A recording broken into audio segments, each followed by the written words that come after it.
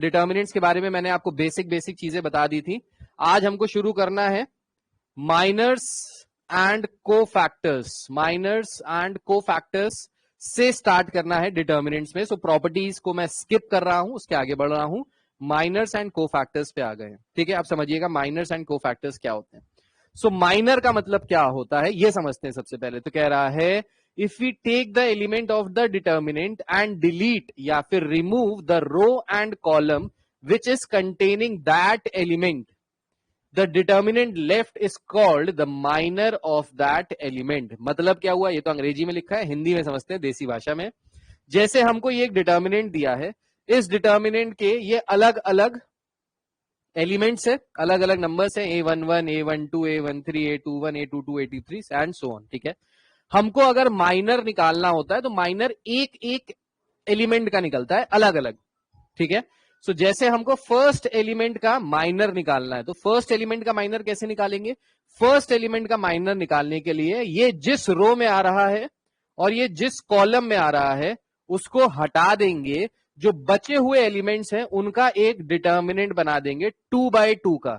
सो जो बचे हुए एलिमेंट्स हैं वो क्या है, A22, A23, A32 and A33। सो जैसे एक्सपैंड करते थे, बेसिकली एक्सपैंड में क्या करते थे, नंबर से मल्टीप्लाई भी कर देते थे, या मल्टीप्लाई कुछ नहीं करना, यहाँ पे ये पूरी रो और ये पूरा कॉलम गायब कर देना है which is containing that element. ठीक है, जा रहे हो, और जो बचे हुए एलिमेंट्स हैं उनका डिटर्मिनेंट ले लेना है, उसकी डिटर्मिनेंट की वैल्यू ही वो उसका माइनर होगा। जो माइनर होता है उसको हम लोग रिप्रेजेंट करते हैं एम से, यम, कैपिटल यम से रिप्रेजेंट करते हैं। So M11, M12, M13 these are the minors, these are minors. तो अगर आपको M12, M13, M33 मिल जाए तो इसका मतलब है माइनर। कौन सा माइनर, इस पर्टिकुलर एलिमेंट का। तो 32 है मतलब A32 का माइनर, 31 है सो A31 का माइनर। कैसे निकालेंगे, 23 हो गया ये वाला element, yes, second row third column. So second row को हटा दीजिए, थर्ड कॉलम को हटा दीजिए, ये जो एलिमेंट्स बचे इनका डिटर्मिनेंट वैल्यू निकाल लिए। So 3 minus 5 2 10 that is equals to -7। So -7। Find the minor of element A13। चलो निकाल के बताओ, A13 का माइनर, M13 माइनर बताओ। 13 कौन सा वाला एलिमेंट हो गया, 13 हो गया ये वाला एलिमेंट। ठीक है, सो फर्स्ट रो को गायब कर दिया और थर्ड कॉलम को गायब कर दिया। ठीक है, सो मल्टीप्लाई करेंगे, 3 2 6 -0 that is equals to 6। So correct answer is 6 आते हैं। इसके बाद आता है कोफैक्टर। तो माइनर हमने निकालना सीख लिया, अब आया कोफैक्टर। कोफैक्टर की बात समझना। सो माइनर को हम लोग रिप्रेजेंट कर रहे थे MIJ से, कोफैक्टर को हम लोग रिप्रेजेंट करते हैं CIJ से या AIJ से। कोफैक्टर और माइनर में बहुत थोड़ा सा अंतर होता है, बस उस अंतर को ध्यान रखना है और कभी इंटरचेंज नहीं करना है आपस में। कोफैक्टर जो होता है वो साइन के साथ चलता है। कौन से साइन के साथ, जो plus minus plus minus plus minus पिछली बार किया था वही वाले साइंस के साथ चलता है कोफैक्टर। और माइनर में कोई साइन नहीं चलता, M में साइन नहीं चलता, नो साइन, MNS। माइनर में नो साइन, कोफैक्टर में साइन चलता है। सो CS, कंप्यूटर साइंस। फैक्टर में आपके साइंस साथ साथ चलेंगे। सो कोफैक्टर होता क्या है बेसिकली, सो कोफैक्टर होता है माइनर के बराबर। जैसे A11 का हमको कोफैक्टर निकालना है, A11 का। सो A11 का कोफैक्टर निकालने के लिए हम लोग सेम टू सेम वही करेंगे, फर्स्ट रो फर्स्ट कॉलम हटा देंगे, 2/2 की डिटर्मिनेंट बनाएंगे, तो ये बन जाएगा A22, A23, A32 and A33। ठीक है, लेकिन इसके साथ साथ जो फर्स्ट एलिमेंट है, जिस एलिमेंट को हटा रहे हैं, जिसका हम लोग कोफैक्टर बता रहे हैं, उसका साइन भी चेक करेंगे और वही साइन इसके आगे लगाएंगे। सो A11 में हम लोग ऑल्टरनेटली प्लस माइनस साइन लगाते थे। सो ऐसा plus minus plus minus plus minus plus minus plus ऐसा साइन लगाते थे, तो यही साइन साथ साथ चलेंगे। सो A11 की जो वैल्यू आ जाएगी plus of the minor of this element. So basically A11 will be equal to plus M11, A12 will be equal to minus M12, A13 will be equal to 2 और 1 3, 3 और 1 4 plus M13। इस तरीके से चलेगा। बताओ ये चाहे थे। आ जाते हैं वापस बैक टू द क्वेश्चन। चलो भाई, अब इसमें A23 का माइनर नहीं को फैक्टर निकालो। बताओ क्या आएगा यहां से, को फैक्टर ऑफ A23, जल्दी बताइए क्या आएगा। सही है। सो A23 निकालने के लिए क्या करेंगे, A23 निकालने के लिए हमने सेकंड रो और थर्ड कॉलम हटाया, क्रॉस मल्टीप्लाई कराया। सो ये हो गया 3 minus 10 that is equal to -7। साथ ही साथ A23 का साइन कैसा होगा, सो साइन यहां पे निकाल सकते हैं, 2 + 3 करेंगे तो ये ऑड नंबर आएगा, यानी साइन होगा negative. So minus of -7 that is equal to +7। So +7 is the final answer. चलो पहले ये बताओ, write the cofactor of A21, बताओ इसका A21 कौन सा हो गया भाई, ये वाला एलिमेंट हो गया। सो सेकेंड रो और फर्स्ट कॉलम हटा दिया, क्रॉस मल्टीप्लाई कर दिया, 6 3 आर 18 -7 -3 कितना हो जाएगा, प्लस का 21, 18 - 21 इज -3। अब ये जो -3 आया है, ये आया है M21, को फैक्टर नहीं निकाला, अभी हमने माइनर निकाला है। को फैक्टर के लिए साइन भी साथ लेके चलना है। सो 2 + 1 होता है 3, 3 इज अ ऑड नंबर। सो अगर हम लोग को फैक्टर निकालेंगे, A21 निकालेंगे यहां से, कैपिटल A21 या C21, तो ये आ जाएगा minus of -3 that is equals two plus का 3। सो प्लस का 3 इज द करेक्ट आंसर। चलिए भाई, इसके बाद आ जाते हैं area of, area of triangle. Now area of triangle कैसे निकाल सकते हैं, अगर हमको उसके 3 वर्टिसेस पता है। वर्टिसेस का मतलब समझते हो ना, क्या XYZ, 3 पॉइंट्स, कौन से पॉइंट्स, कॉर्नर पॉइंट। हाँ, सो अगर हमको ट्राइंगल दिया है, इस ट्राइंगल के हमको 3 वर्टिसेस दिए। वर्टिसेस मतलब वो पॉइंट जहां पे दो साइड्स आपस में इंटरसेक्ट करती हैं, कॉर्नर पॉइंट्स। वो कॉर्नर पॉइंट्स के हमको दिए हैं क्या, 3 coordinates. So let's say A point का कोऑर्डिनेट है x1 y1, इसका कोऑर्डिनेट है x2 y2 एंड इसका कोऑर्डिनेट है x3 y3। इसका हमको एरिया निकालना है। सो ये जो कोऑर्डिनेट्स हैं ये किस में दिए बताओ, 3D में दिए कि 2D में दिए हैं?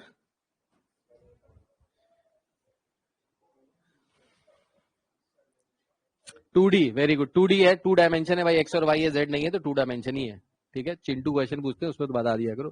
ठीक है, सो अगर हमको किसी भी ट्राइंगल का एरिया निकालना है यूजिंग डिटर्मिनेंट, तो कैसे निकालेंगे समझिएगा। हम लोग एक डिटर्मिनेंट बनाएंगे, ठीक है, और इस डिटर्मिनेंट में जो थर्ड वाला कॉलम है उसमें क्या कर देंगे, 1 1 1 1 1 भर देंगे, 1 1 1। ठीक, बहुत सारे 1 नहीं, 3 1 थर्ड वाले कॉलम में। और पहली रो में x1 y1, दूसरी रो में x2 y3, तीसरी रो में x3 y3। सो हमने लाइन से सारे कोऑर्डिनेट्स यहाँ पे रख दिए, और लास्ट वाली रो को भरने के लिए, कॉलम को भरने के लिए, C3 को भरने के लिए हमने यहाँ पे क्या किया, सारे एलिमेंट्स जो 3 एलिमेंट्स थे इसकी जगह 1 1 1 रख दिया। So half of the determinant value, ये इसका हाफ करेंगे तो हमको मिल जाएगा एरिया ऑफ ट्रायंगल। देख लो, समझो, इतना लिख देते तो कंफ्यूज हो जाते। देखो यहाँ पे देखो, समझो, एक ट्राइंगल दिया जिसके वर्टिसेस दिए हैं, ए वर्टेक्स है जिसके कोऑर्डिनेट्स हैं x1 y1, दूसरा वर्टेक्स है बी जिसके कोऑर्डिनेट्स हैं x2 y2, तीसरा वर्टेक्स है सी जिसके कोऑर्डिनेट है x3 y3। इसका एरिया निकालना है। So area of this triangle will be equal to half of determinant of, सबसे पहले x1 रखा, y1 रखा, x2 रखा, y2 रखा, x3 रखा, y3 रखा, और यहाँ पे 1 1 1 लगा दिया। इस डिटर्मिनेंट को एक्सपैंड करके इसकी वैल्यू निकालोगे, that is the area of the triangle. So area निकालिए ट्राइंगल का जिसके कोऑर्डिनेट्स दिए हैं 1, 2, -3, -1,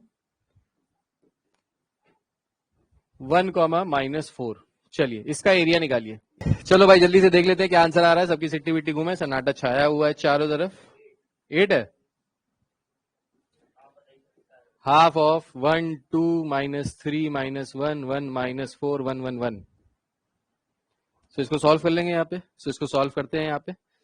सो सॉल्व करने के लिए देखो, सॉल्व करने के लिए, आसान बनाने के लिए क्या कर सकते हैं, जिंदगी आसान बनाने के लिए मैंने आपको एक प्रॉपर्टी बताई थी। उस प्रॉपर्टी के हिसाब से मैंने बताया था आपको कि हम लोग क्या कर सकते हैं, किसी भी रो या किसी भी कॉलम में मैक्सिमम 0 बना दो और फिर एक्सपैंड करो तो जिंदगी आसान हो जाती है। ठीक है, 0 बनाने के लिए हम लोग क्या कर सकते हैं, वही वाले ऑपरेशन लगा सकते हैं जो हम लोग एलिमेंट्री रो और कॉलम ट्रांसफॉर्मेशन में लगाते थे। रोज को आपस में ऐड सब्ट्रैक्ट कर सकते हैं, किसी रो को किसी से मल्टीप्लाई कर सकते हैं नॉन जीरो से। ठीक है, जीरो से मत कर देना कि जीरो से मल्टीप्लाई कर दिया सब जीरो हो गया, आंसर जीरो आ गया, ऐसा नहीं हो सकता। ठीक, तो यहां पे क्या कर सकते हैं, यहां पे हम लोग ऑपरेशन लगा देते हैं, C1 में C1 माइनस C3। तो ऐसा करने से ये इजी हो जाएगा, इजी पीजी हो जाएगा, तुरंत आंसर आ जाएगा। तो कैसे कर सकते हैं इसको, C1 माइनस C3 करेंगे तो हो जाएगा half of 1 minus 1 0 minus 3 minus 1 minus 4 1 minus 1 0 बाकी as it is 2 minus 1 minus 4 1 1 1। ठीक है, अब हो सकता है आपको ये चीटेड महसूस होगी, सर आप जो है वो शॉर्टकट लगा देते हैं और हम लोग से पूरा पूरा लंबा लंबा निकलवाते हैं, हमको मल्टीप्लाई डिवाइड करना पड़ता है। तो हाँ भाई करना पड़ता है, तुम अभी 12वीं में हो, हम 12वीं पास है। ठीक है, ज्यादा पास है, अच्छा 12वीं से ज्यादा है, हाँ ये बात सही है। सो यहां पे इसको हम लोग एक्सपैंड कर लेंगे फर्स्ट कॉलम के along. So plus minus, minus का साइन होगा यहाँ पे, सो माइनस माइनस हो जाएगा 4, यहाँ पे डिटर्मिनेंट बन जाएगा, तो ये वाला रो हमने गायब किया और ये वाला कॉलम गायब किया, तो बचा 2 1 माइनस 4 1, 2 1 माइनस 4 1, क्रॉस मल्टीप्लाई कराएंगे तो ये हो जाएगा 2 प्लस 4। सो 2 प्लस 4 कितना हो गया, 6 प्लस 4, 4 प्लस 2 6, 6 इंटू 4 24, 24 अपॉन 2 करेंगे तो आंसर आ जाएगा 12। सो एरिया ऑफ ट्राइंगल आ रहा है 12 के बराबर। समझिएगा, collinear, condition of collinearity of 3 points, 3 points आपस में कोलीनियर कब होंगे।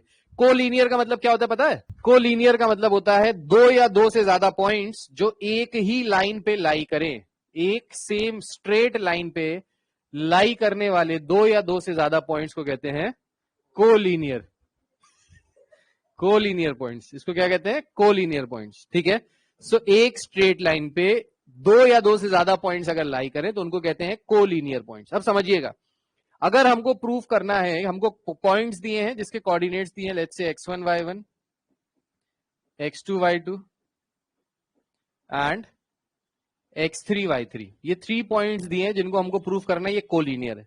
अब अगर एक स्ट्रेट लाइन पे आएंगे तो बताओ ट्राइंगल बना पाओगे, एक ऐसा ट्राइंगल बनाओ जो 3 पॉइंट्स को ज्वाइन करता हो और एक ही लाइन पे आते हो, बना सकते हो ट्राइंगल, नहीं बना सकते, यस, ऐसा कोई ट्राइंगल बन ही नहीं सकता जो 3 कोलिनियर पॉइंट्स को ज्वाइन करके बन जाए, राइट।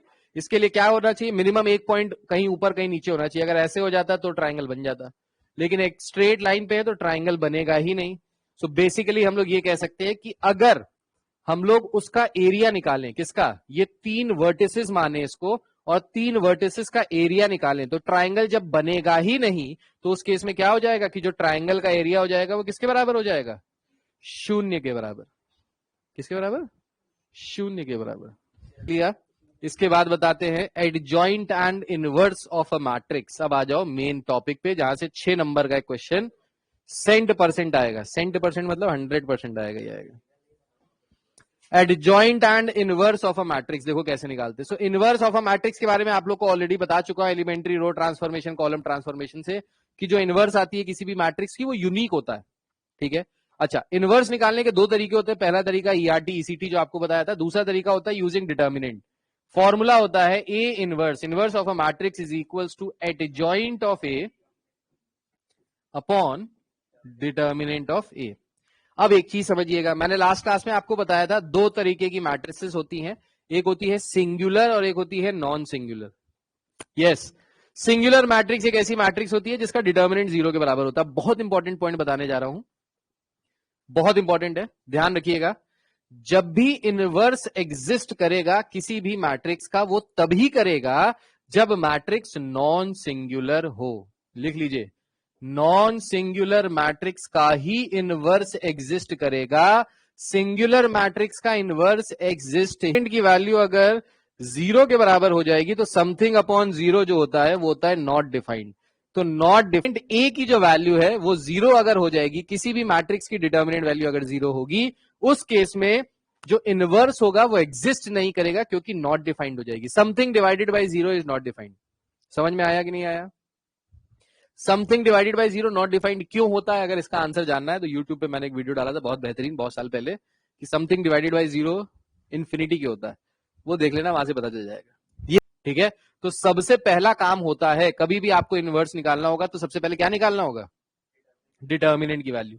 उसकी डिटर्मिनेंट की वैल्यू निकाल लीजिए, आपको इनवर्स नहीं मिल जाएगा, इनवर्स का आधा आधा आधे रास्ते आप लोग पहुंच जाएंगे। ठीक है, उसके बाद एडजॉइंट ए निकालना होता है। अब ये एडजॉइंट ए क्या होता है, वेरी गुड, एडजॉइंट ए का मतलब होता है transpose of cofactors. So basically हमको क्या करना पड़ता है, जो भी हमको मैट्रिक्स दी होगी उस मैट्रिक्स के कोफैक्टर्स निकालेंगे, हर एलिमेंट का कोफैक्टर निकलेगा, ठीक है। सो जैसे हमको दी है एक मैट्रिक्स 1 2 3 4 5 6 7 8 9, ठीक है, ये मैट्रिक्स दी है। इसका हम लोग क्या निकालेंगे, सबसे पहले इसके कोफैक्टर्स निकालेंगे। सो कोफैक्टर्स कैसे निकालते हैं मैंने भी आपको बताया था। सो कोफैक्टर आ जाएंगे C11 C12 C13 then C21 C22 C23 and so on, ठीक है। सारे कोफैक्टर निकालेंगे साइन के साथ, प्लस माइनस जो चलता है वो तो चलता ही रहेगा, ठीक है। साइन के साथ सारे कोफैक्टर्स निकालेंगे और ये कोफैक्टर्स निकालने के बाद क्या करेंगे, इनका ट्रांसपोज कर देंगे। ट्रांसपोज का मतलब क्या है, रो को चेंज कर देंगे कॉलम में और कॉलम को चेंज कर देंगे रो में। तो ये जो C11 C12 C13 first row में आ रहे हैं ऐसे आ जाएंगे, C11 C12 C13। Second row बन जाएगी second column C21 C22 C23। Third row बन जाएगी third column C31 C32 C33। समझ में आ गया। सो ये जो आएगा this is known as adjoint of A. Is this clear? चलिए भाई निकाल के एक बार चेक कर लेते हैं सबके साथ सबका साथ सबका विकास। चलिए भाई, सो क्या कह रहे हैं यहाँ पे, C12 निकालने के लिए क्या करेंगे, माइनस का साइन लगाया पहले, इन दोनों को हटाया, सो -2 क्या हो जाएगा यहाँ पे, +2, ठीक है। फिर प्लस का साइन लगाया, थर्ड कॉलम फर्स्ट रो हटाया, सो 4 + 2 दैट इज 6, 2 2 = 4 + 2 6, ठीक है। फिर C21 C22 and C23। So C21 कैसे निकालेंगे भाई, -1 + 2 -1 + 2 तो क्या आ जाएगा 1, -1 + 2 आ जाएगा 1 के बराबर, प्लस माइनस तो ये आ जाएगा -1 के बराबर, ठीक है। C22 निकालने के लिए क्या करेंगे, C22 को हाइड कर देंगे और फिर निकालेंगे। सो -3 + 1, -3 + 1 कितना हो जाएगा, -3 + 1 -2 होगा और साइन रहेगा -2 का, ठीक है। फिर C23 के लिए क्या करेंगे, second row third column, so 3 2 = 6 -1 that is 5 with a negative sign, so ये आ जाएगा -5 के बराबर। फिर C31 C32 and C33। So C31 के लिए क्या करेंगे भाई, पहला column last row, so plus का 2 आ जाएगा और साइन आएगा प्लस का ही, तो प्लस का 2 रहेगा। C32 में क्या करेंगे, सो -2 और माइनस माइनस प्लस, तो ये हो जाएगा प्लस का 2। C33 के लिए क्या करेंगे, -6 -2 दैट इज -8 और प्लस आ जाएगा, नहीं -8, ये आ जाएगा। अब इसका ट्रांसपोज कर लेंगे तो फाइनल आंसर हम लोग लिख लेते हैं। अच्छा पहले इसको ऐसे लिख लेते हैं ताकि कंफ्यूजन ना हो, 2 2 6 -1 -2 -5 2 2 -8, ये आ गया क्या, ये आया कोफैक्टर, ये एडजॉइंट नहीं है, ये है कोफैक्टर। अब कोफैक्टर निकालने के बाद जब एडजॉइंट निकालेंगे तो इसका ट्रांसपोज कर देंगे, से आ जाएगा 2 2 6 -1 -2 -5 2 2। अब देखो 2/2 का एडजॉइंट कैसे निकालते हैं, ये समझ लो 2/2 का एडजॉइंट कैसे निकालते हैं। सो 2/2 का एडजॉइंट निकालने का बहुत अच्छा तरीका होता है। देखो डिटर्मिनेंट तो निकाल ही लोगे, ऐसे क्रॉस मल्टीप्लाई करा के AD - BC आ जाएगा, ये तो डिटर्मिनेंट आ जाएगा। इसका एडजॉइंट कैसे निकालेंगे, सो एडजॉइंट निकालने के लिए क्या करते हैं, देखिए इन दोनों को इंटरचेंज कर दीजिए, डायगोनल वाले को, ठीक है, और नॉन डायगोनल में बस माइनस साइन लगा दीजिए, बस यही करना है। तरीका बता रहा है, बहुत शॉर्टकट तरीका है, कुछ करने की जरूरत नहीं है, ठीक। क्या किया, जो डायगोनल वाले एलिमेंट्स हैं उनको इंटरचेंज कर दो और नॉन डायगोनल वाले एलिमेंट्स के आगे क्या लगा दो, माइनस लगा दो, बस बात खत्म। ये शॉर्टकट तरीका है, वैसे भी यही आएगा ये शॉर्टकट। इसी तरीके से हम लोग 2/2 मैट्रिक्स का भी क्या निकाल सकते हैं, इनवर्स निकाल सकते हैं डायरेक्ट तरीके से। तो यहाँ पे डिटर्मिनेंट निकाला 10 के बराबर आया, सो आंसर आ जाएगा 1/10। उसके बाद ये जो हमको मैट्रिक्स दी थी इसका क्या किया, इंटरचेंज किया डायगोनल एलिमेंट्स, ये हो गया 6, ये हो गया 4, और साइन को यहाँ पे चेंज किया तो -2 -7, ये आ जाएगा final answer. So this is A inverse. ठीक है, सो ये 1 नंबर या 2 नंबर में आएगा तभी आप करेंगे, और इसको डायरेक्टली भी कर सकते हैं। आपको यहाँ पे एडजॉइंट निकाल के फिर ट्रांसपोज करने की जरूरत नहीं है, यही आ जाएगा डायरेक्ट कि जो इसका डायगोनल है वो इंटरचेंज और नॉन डायगोनल साइन चेंज, बस दैट्स इट। ठीक है, सो इस तरीके से हमारा इनवर्स वाला भी काम हो गया है पूरा। अब बस ये लास्ट टॉपिक बचा है सिस्टम ऑफ इक्वेशंस। ये हम लोग नेक्स्ट क्लास में नहीं करेंगे, क्योंकि इससे पहले हम लोग क्वेश्चंस डिस्कस करेंगे इनवर्स निकालने वाले, जिसमें हम लोग डायरेक्ट इनवर्स निकाल रहे होंगे। ठीक है, सो एडजॉइंट ए अपॉन डिटर्मिनेंट ए वाले क्वेश्चन जितने भी शीट के हैं वो सारे कर लीजिएगा। कोफैक्टर निकालना, माइनर निकालना हमने सीख लिया है, इनवर्स निकालना सीख लिया है, डिटर्मिनेंट का डिटर्मिनेंट को एक्सपैंड करना सीख लिया, ये 4 चीजें सीख ली हैं। पूरा पूरा चैप्टर ऑलमोस्ट कवर हो गया है। आप इनवर्स निकालना सीख जाओगे तो उसके बाद ये भी चिंटू है, ये भी आराम से सॉल्व हो जाएगा।